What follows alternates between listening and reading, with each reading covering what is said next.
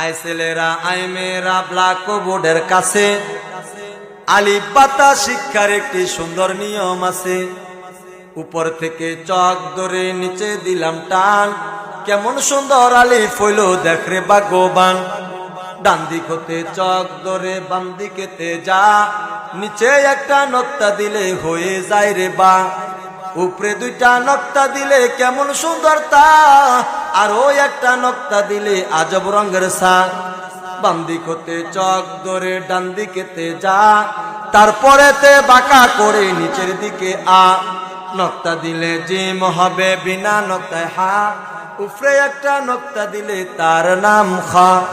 ডান হাত খানি বাঁকা করলে যেমন রূপ হয়, ওই রূপেরই বাঁকা রেখায় দাল বন্ধু হয়।